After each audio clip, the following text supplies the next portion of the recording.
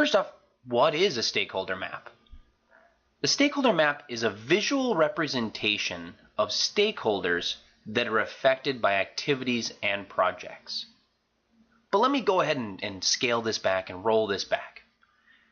All companies have individuals or groups who are directly or indirectly affected by activities and projects done by that company, and those people are called stakeholders. Stakeholders have an interest or are involved in the company's decisions and can both positively and negatively impact their projects. This visual model helps to identify those stakeholders. The benefit of this tool is really to help your project be successful.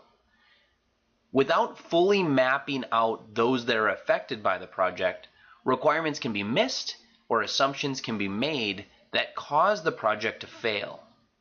This can cause rework, which then cause the project to go above the anticipated budget, as well as outside the anticipated timeline.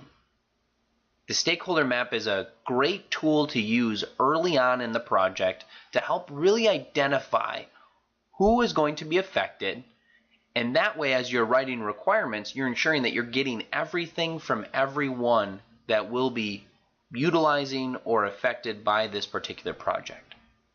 So let's go ahead and break down the stakeholder map that you see in front of you.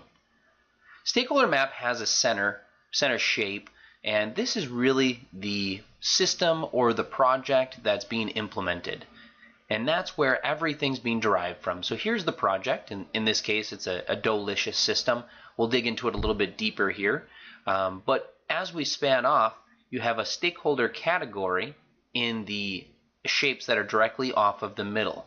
So in this case we have suppliers, employees, executive management, and then customers. Alongside of those stakeholder categories, we have specific stakeholders. So in this case, for suppliers, we have Do-Si-Do and Baked Goods R Us. Those are two suppliers that are going to be affected by creating this Dolicious system. Employees, we have a cashier, a baker, a shopper, and store management, and so on and so forth for executive management and customers. You can see how they're all listed here. By doing this mapping early on in the project, you're identifying those that are going to be affected, and then you can make sure as you're building up those requirements that you've accounted for that particular stakeholder, their needs, and their ideas to help ensure that your project's successful.